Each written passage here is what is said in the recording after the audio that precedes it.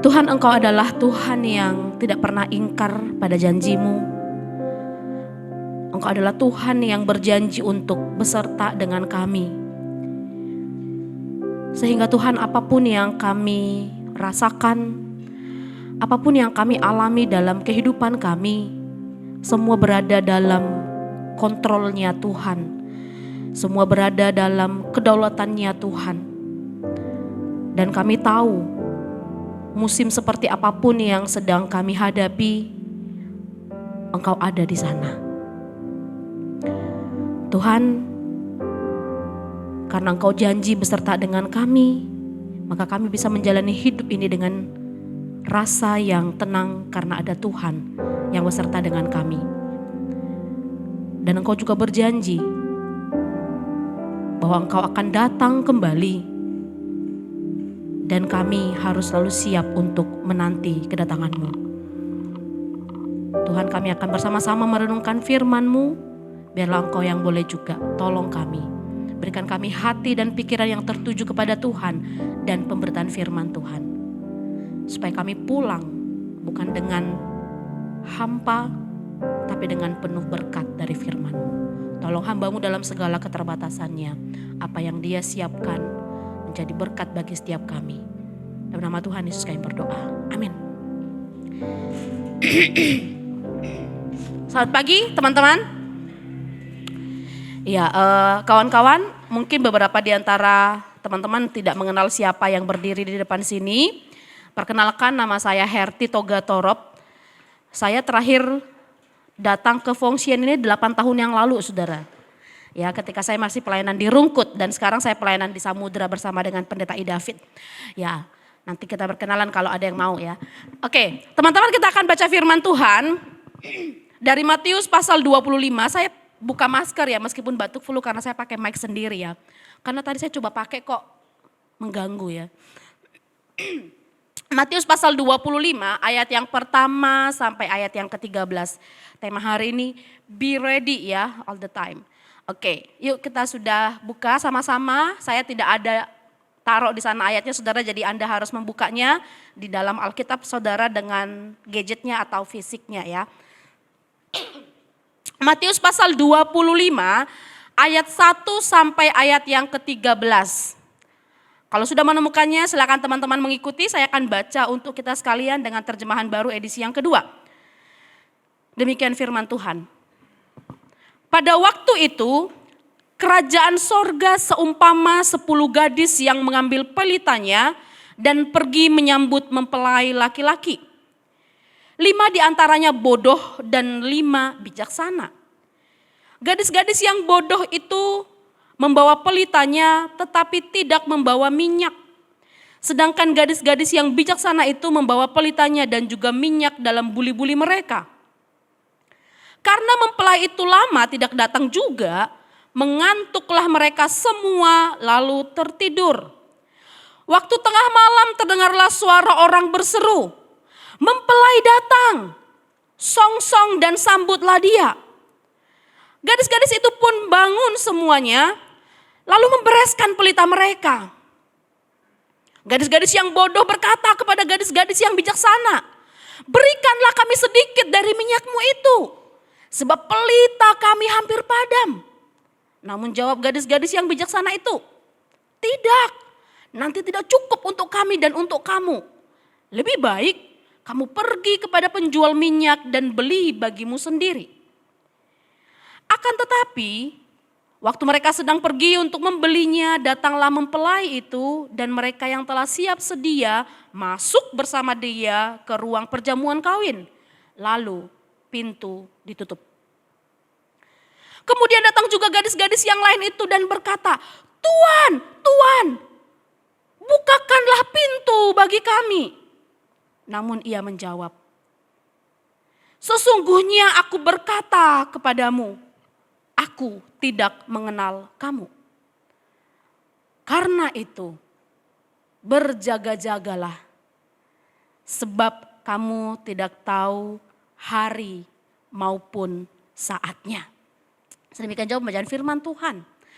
Nah, teman-teman yang dikasih oleh Tuhan, semua kita pasti pernah menunggu, bukan? Ada yang gak pernah nunggu? Ini kalian nunggu selesai atau ibadah ini kan? Nah, bukan itu maksudnya. Saudara, semua orang pernah menunggu apapun itu. Nah, biasanya kawan-kawan, kalau kalian atau kalau kita sedang menunggu, biasanya lakukan apa? Sambil ngapain tuh kalau nunggu tuh? Yang paling umum kita lakukan apa? Scroll HP lah, ya toh? Ya kan? Nunggu di mana? Nunggu antrian makan, mau nunggu taksi online atau apapun itu begitu ya, scroll handphone begitu ya. Atau lihat-lihat IG-nya orang ya, rilisnya orang, apapun itu Saudara.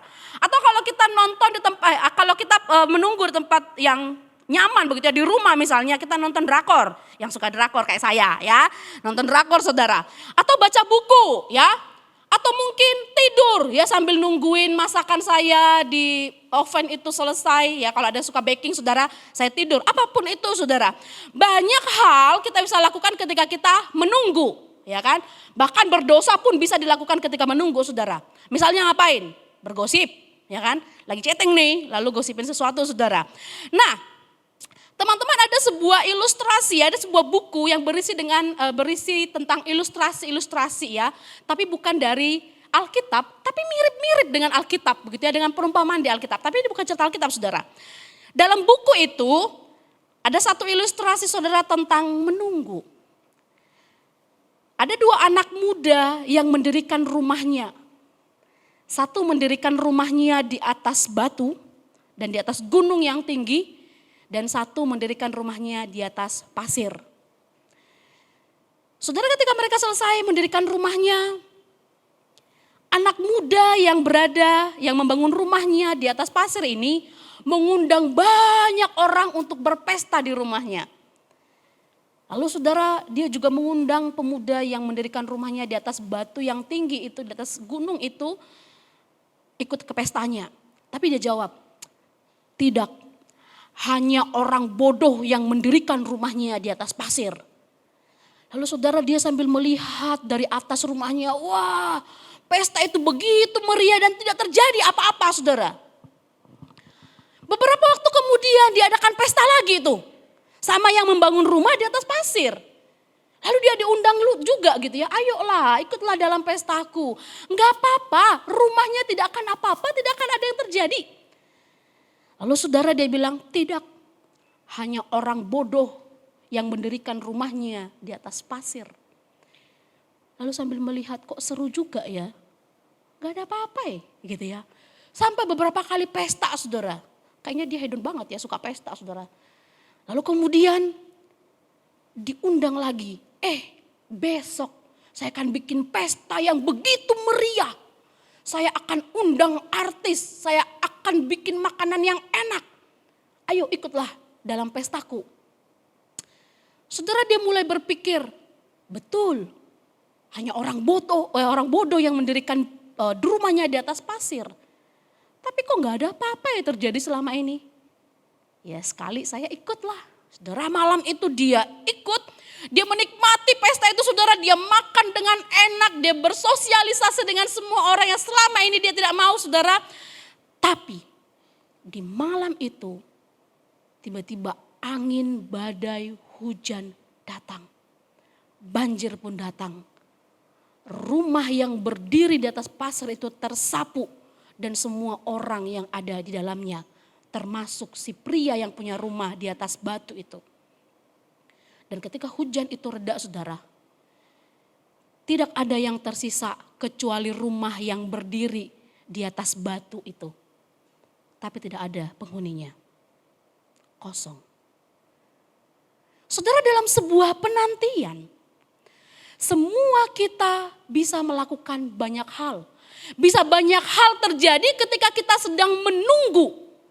Tetapi masalahnya saudara, berbicara mengenai menunggu itu bukan berbicara mengenai berapa lama kita sudah menunggu. Bukan itu problemnya saudara.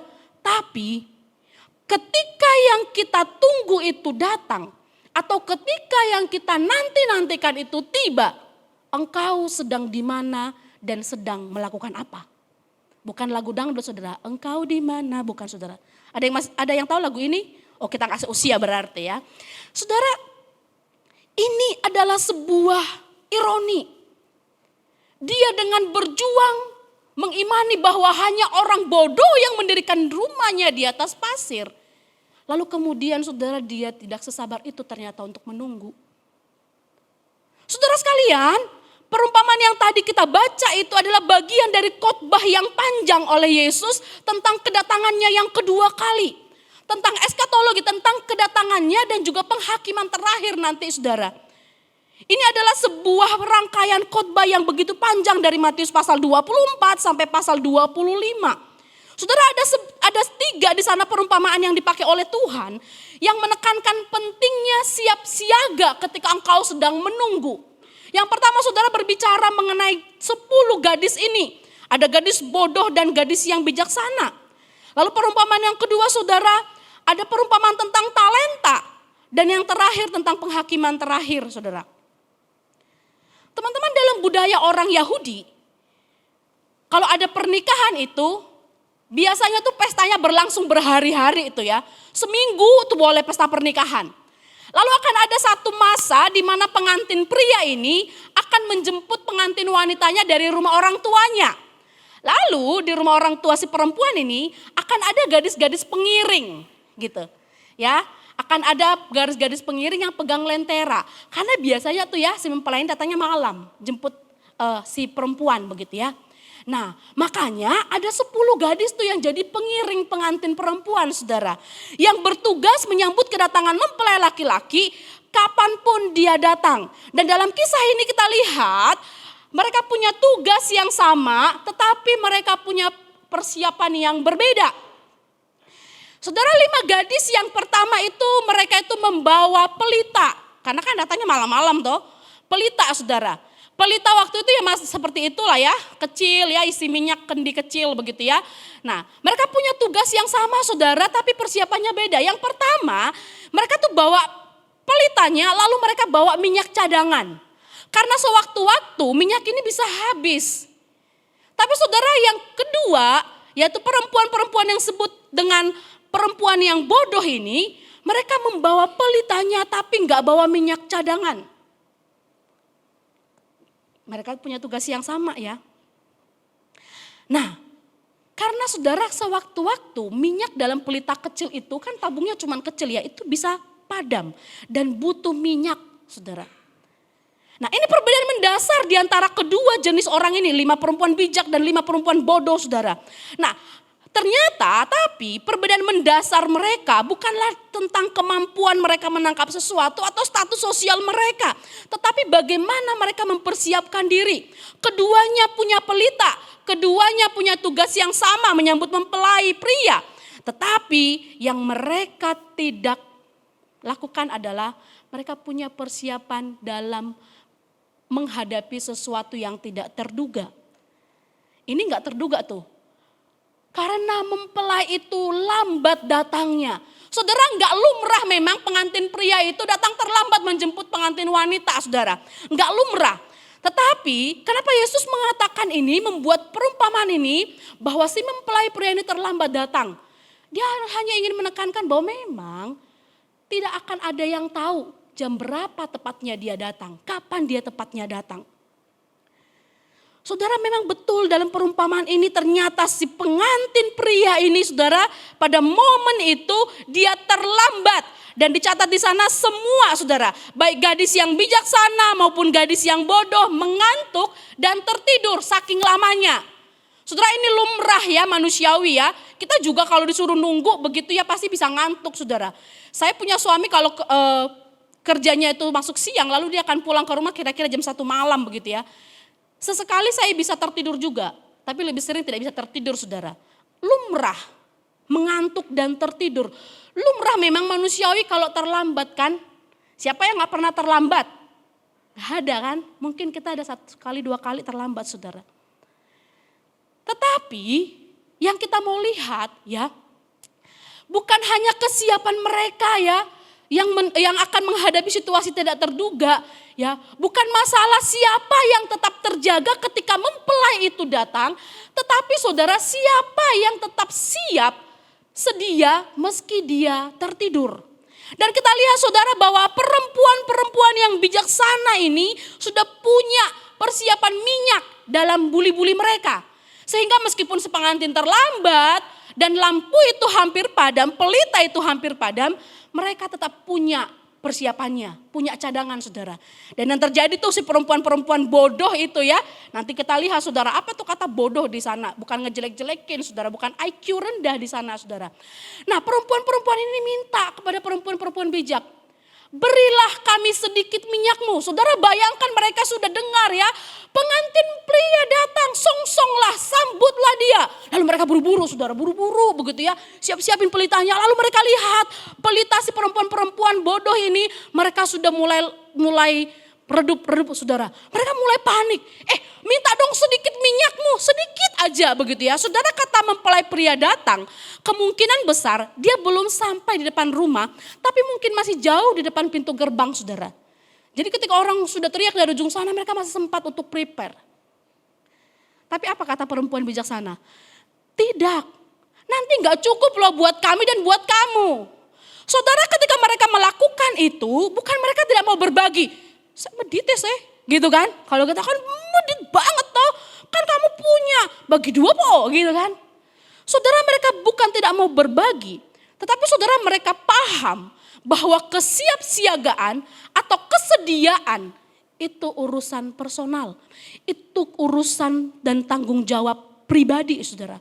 Setiap orang harus mempersiapkan dirinya sendiri. Dan benar.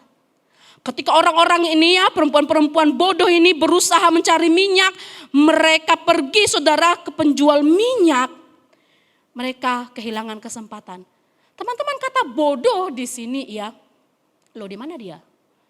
Oh tidak ada di sini saudara. Nah kata bodoh saudara di sini artinya tuh bukan sekadar tidak tahu teman-teman.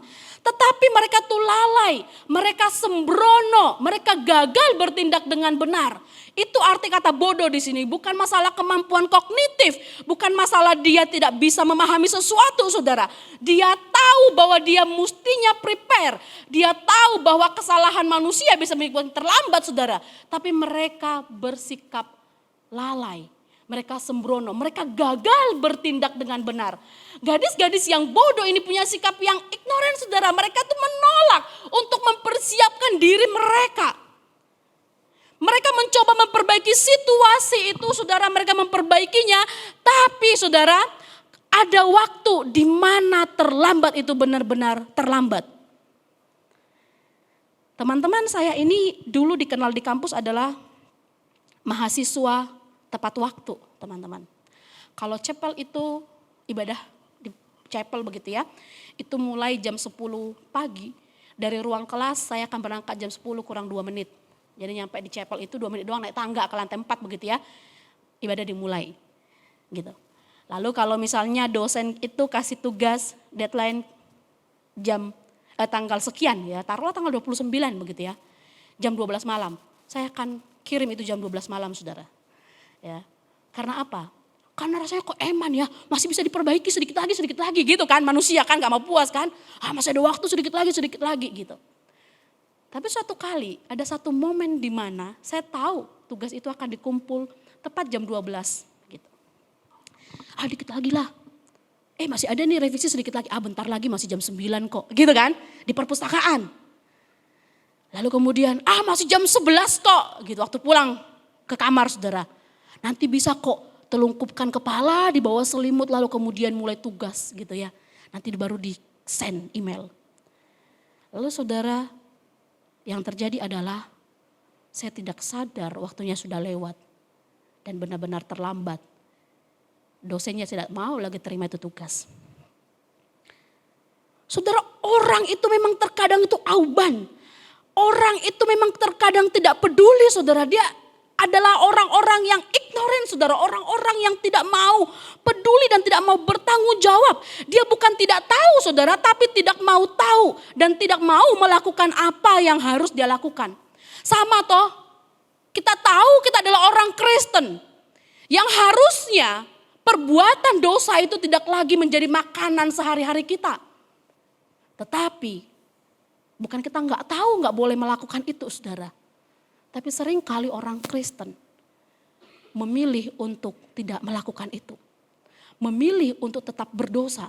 Bukan nggak tahu menggosip, plagiat, menfitnah dan sebagainya itu dosa.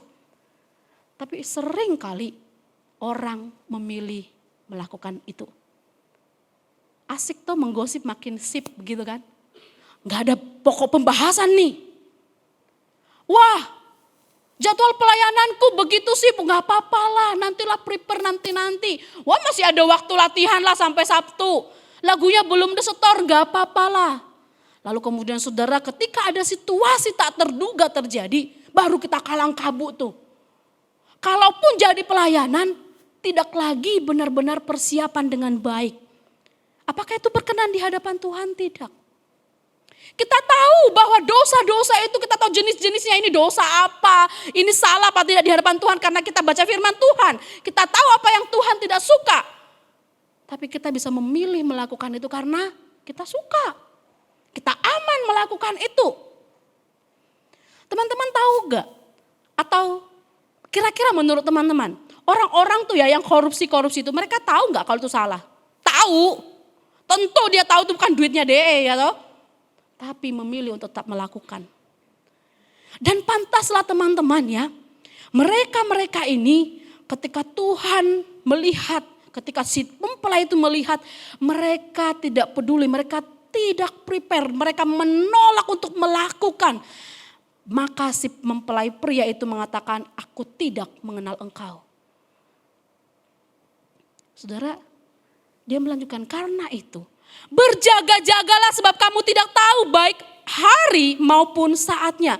Saudara, ini bukan seruan untuk kita tuh takut begitu. Wah, kita gak tahu nih Tuhan Yesus datang kapan begitu ya. Supaya kita takut begitu, bukan. Tetapi supaya kita tetap hidup dengan penuh pengharapan. Ya, akan ada Tuhan. Seperti gadis-gadis yang bijaksana yang menanti mempelai itu dengan sukacita. Dan kita juga menantikan kedatangan Tuhan Yesus itu dengan sukacita. Tapi saudara, kalau engkau sadar bahwa dirimu penuh dengan dosa, apakah engkau berani dengan sukacita menanti Tuhan Yesus? Siap gak saat ini ketika Tuhan itu misalnya, bahkan setelah ibadah ini selesai dia datang lalu menghakimi kita. Gitu ya. Siap gak kita itu? Berani gak bilang, Tuhan anytime kau panggil ya saya siap Tuhan. Sudah tidak ada lagi dosa yang membebani saya tuh. Tuhan, saya sudah melayani engkau dengan sungguh-sungguh Tuhan. Datang detik ini juga saya siap. Saudara, gadis-gadis bijaksana ini menyambut tuannya dengan penuh sukacita karena dia prepare. Dia punya minyak meskipun lampunya udah mulai redup. Tapi si gadis-gadis bodoh ini enggak, saudara, mereka ketakutan, mereka kalang kabut, pinjam minyak dong gitu. Saudara, ketika Tuhan itu datang, itu bukan lagi kesempatan untuk prepare. Bukan lagi kesempatan untuk gerasa gerusuk, aku harus melakukan apa ya? Aku belum bertobat nih, ada dosa ini, ada dosa ini, ada dosa ini. Aku belum pelayanan dengan sungguh-sungguh Tuhan.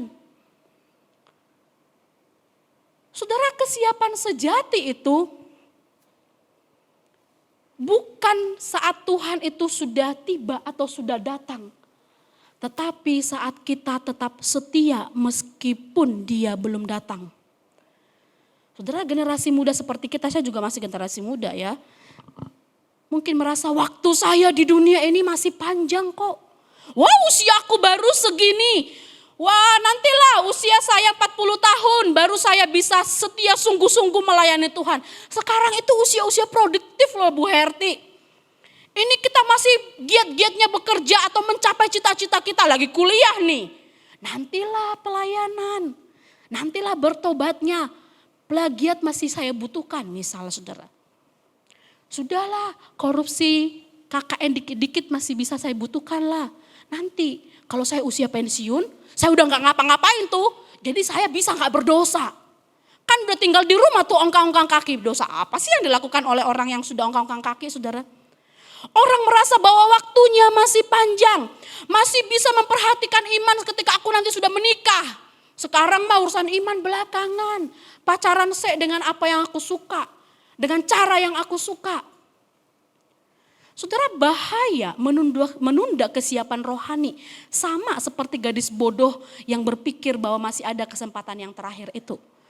Masih nutut lah beli minyak. Tuh mereka bawa minyak dalam buli-buli, bisa pinjam kali gitu. Saudara, iman Kristen bukan iman yang seperti itu saudara. Orang percaya harus selalu mempersiapkan diri untuk kedatangan Tuhan. Ini bukan sesuatu yang kita ketahui lalu kita abaikan begitu saja. Saudara, berjaga-jaga itu adalah sikap konstan. Ya, kenapa? Ya, nah, saudara berjaga-jaga itu adalah sikap konstan, saudara. Dan aktif, bukan sekedar kita nunggu begitu ya. Bukan nunggu lalu kemudian diam saja, tapi kita nunggu Tuhan, nunggu kedatangan Tuhan, tapi kita terus bekerja, terus memberi diri dengan sungguh-sungguh kepada Tuhan, terus memberikan yang terbaik bagi Tuhan. Itu menunggu, saudara. Itu menunggu. Kita tidak boleh lengah sedikit pun. Kita harus siap secara mental, siap secara fisik, siap secara rohani. Kapan saja Tuhan datang. Bahkan jika engkau datang pada detik ini, I'm ready Tuhan. Saudara, adakah di antara saudara yang bisa mengatakan hal demikian? Tuhan, aku siap. Teman-teman, ada seorang hamba Tuhan yang pasti engkau kenal. Dia selalu bilang begini, Ti, gua mah gak mau, dari cara berbicara mungkin kamu tahu ya. Gua mah gak mau hidup lama-lama di dunia. Sekarang juga Tuhan panggil gua ready katanya. Jadi kalau dia makan duren, makan apa yang kolesterol, kita tuh kaget-kaget. Pak, ingat Pak, darah tinggi Pak. Kalau Tuhan mau panggil, panggil aja, gua udah ready gitu. Saudara, waktu itu kita mungkin ketawa-ketawa dengarnya gila, berani banget gitu ya. Tapi ya, dia ready saudara. Siap kapanpun datang. Dia tahu bahwa Tuhan itu sudah jadi sentralnya dia. Dia tahu bahwa Tuhan itu sudah jadi anchornya dia, saudara. Sudah jadi jangkar dia yang kuat. Sehingga apapun yang terjadi dalam kehidupannya, dia tetap stay di dalam Tuhan. Dia tetap melayani Tuhan dengan sungguh-sungguh. Dalam keadaan yang benar-benar siap, saudara. Saudara, apakah kita sedang dalam keadaan siap atau kita sedang dalam keadaan menggampangkan seperti gadis-gadis bodoh? Saya pernah dengar khotbah seorang dosen bilang, orang Kristen harus selalu selaras dengan Tuhan. Harus selalu tertuju kepada Tuhan. Teman-teman tahu, tahu ini enggak? Lapangan Santo Basilika, saudara. Biasanya orang-orang Katolik itu merayakan Paskah di lapangan ini. Ya, kita lihat ya, saudara, lapangan Santo Basilika ini itu tuh punya banyak jendela ya, banyak jendela-jendela tuh. Ini bangunan megah, kalau kita ke sana katanya, gue gak pernah saudara, ya dikeliling oleh bangunan yang sangat megah, lalu kemudian banyak sekali jendela-jendela yang ada di sana, saudara. Jadi kalau berdiri di sana mau ngikuti misa Paskah begitu ya, orang tuh bisa lihat-lihat gitu kan ya. Tapi saudara, mereka boleh lihat banyak sekali jendela-jendela di sana, tetapi ketika waktunya tiba, hanya ada satu jendela yang semua mata ribuan orang itu menuju ke sana, saudara. Karena apa? Dari sanalah Paus datang dan melambaikan tangan. Saudara, banyak jendela-jendela yang bagus tuh di sekitar itu tuh. Tapi ketika waktunya tiba, ribuan orang itu akan mengarahkan pandangan mereka kepada satu jendela saja. Di mana Paus datang dan lambaikan tangan, saudara. Teman-teman, dari sekian banyak hal menarik di dunia ini, kita harus tahu ke arah mana mata kita harus tertuju. Dari sekian banyak yang bisa engkau nikmati di dunia ini, engkau harus tahu yang mana yang benar-benar harus engkau nikmati dan harus engkau abaikan. Harusnya saudara, itulah sikap berjaga-jaga. Tidak ada hal lain yang mendistrak hidupmu. Tidak ada hal yang bisa mengalihkan pandanganmu dari Tuhan. Itulah berjaga-jaga.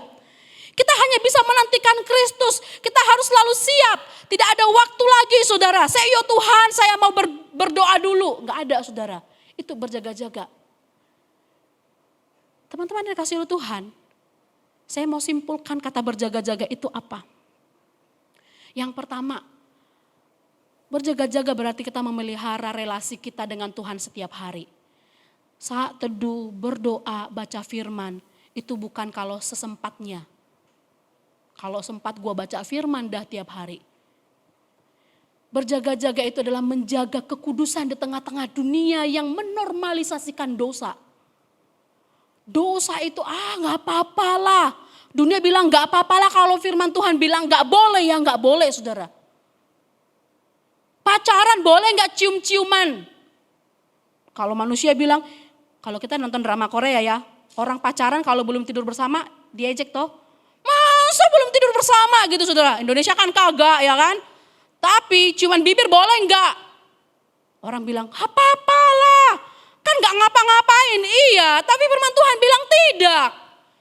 Dunia menormalisasikan itu hal normal dan wajar, firman Tuhan bilang no.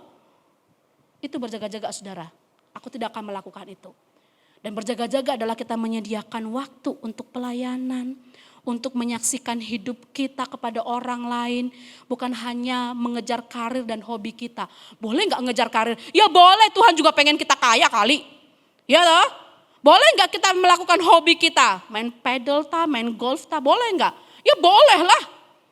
Tuhan gak larang kamu melakukan hobimu. Boleh gak kejar uang? Ya kalau kita bekerja ya kan pengen gaji gede kan. Ayo siapa yang mau pilih, kamu sudah kuliah 5 tahun, 4 tahun begitu ya. Lalu kemudian kamu kerja gajimu 1 juta. Mau? Kagak ya. Beli wifi di rumah aja sudah separohnya begitu kan. Tapi berjaga-jaga saudara, bukan hanya itu. Kamu lakukan itu tapi pikiran dan mata kita tertuju kepada Tuhan, itu berjaga-jaga. Saudara, ketika Tuhan Yesus datang. Ketika dia datang di tengah-tengah kita. Dan Tuhan bilang, aku tidak mengenal engkau. Karena kita gak prepare. Itulah yang disebut kesempatan telah selesai saudara. Jika pintu itu sudah ditutup. Maka artinya kesempatanmu sudah hilang. Saudaraku, masa ini. Masa-masa yang dia belum datang ini. Ini adalah masa di mana kita diberikan kesempatan oleh Tuhan. Kesempatan untuk benar-benar memperbaiki diri kita. Untuk menjaga diri kita. Memberi diri kita dengan sungguh-sungguh kepada Tuhan. Mencintai dia dengan lebih sungguh, lebih dari apapun. Bahkan lebih dari mencintai dirimu sendiri. Karena ketika dia nanti datang dan dia merasa dan engkau tidak dikenalnya. Bukan karena dia gak tahu saya ini Herti. Tahu saudara, dia ciptain gua kok gitu kan. Tapi ketika dia bilang aku tidak punya relasi pribadi denganmu. Dia tutup pintu. Saya mau teriak-teriak sekencang apapun. Tuhan, Tuhan bukain pintunya dong. Saya ini sudah pelayanan sekian tahun loh Tuhan. Hamba Tuhan nih. Tuhan tolong bukakan pintu itu Tuhan. Berikan aku kesempatan lagi. Tuhan bilang tidak. Kamu sudah dikasih kesempatan sekian lama untuk hidup di dunia. Saudara mau nangis merengek-rengek kepada Tuhan dengan muka yang paling memelas. Tuhan please. Izinkan aku masuk ke dalam sorga. Kan aku anak Fongsian toh Tuhan. Dari kecil loh aku di Gloria Pacar Tuhan. Ikut paduan suara, pelayanan. Masa Tuhan gak ingat wajahku, gak kenal. Tapi Tuhan bilang aku tidak mengenal engkau. Tuhan, aku ini anak pendeta loh. Mungkin kata Karis ya. Saya bahkan tinggal di gereja loh Tuhan. Masa Tuhan gak kenal? Tuhan bilang aku tidak mengenal engkau. Saudara, ketika Tuhan mengatakan itu, ingatlah. Kesempatannya sudah hilang. Karena itu Tuhan menutup perumpamaan ini dengan mengatakan, karena itu berjaga-jagalah. Karena engkau tidak tahu kapan, saat dan waktunya Tuhan datang atau Tuhan panggil engkau kembali kepada Dia. Amin, kita berdoa.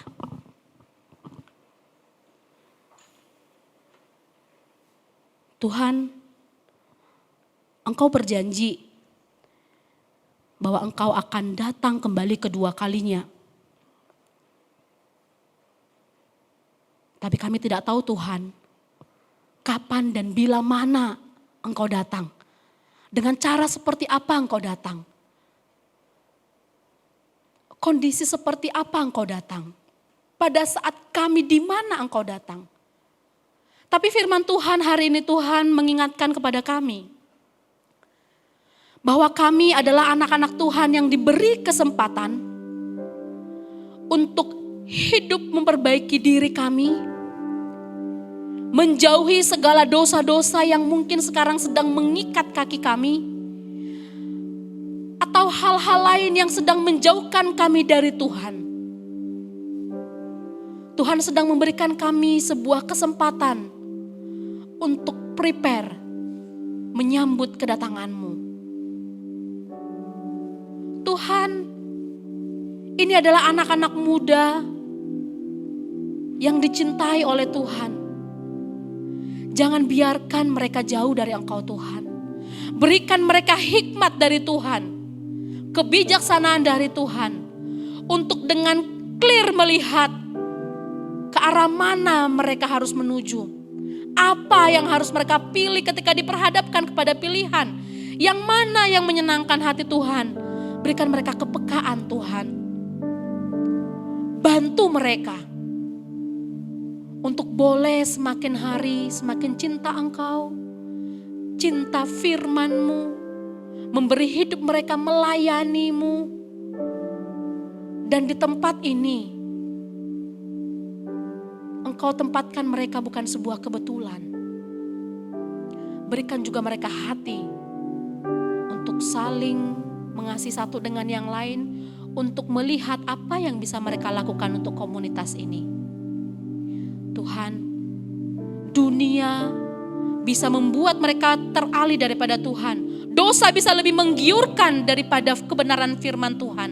Tapi berikan mereka kekuatan hati, keteguhan iman dari Tuhan, sehingga mereka boleh tetap memilih kebenaran sesulit apapun itu. Bahkan semudah apapun dosa yang ditawarkan, senikmat apapun mereka tetap pilih Engkau, pilih firman-Mu, pilih jalan yang benar. Terima kasih Bapa. Beranugerahlah, berbelas kasihanlah kepada generasi ini. Dalam nama Tuhan Yesus kami berdoa.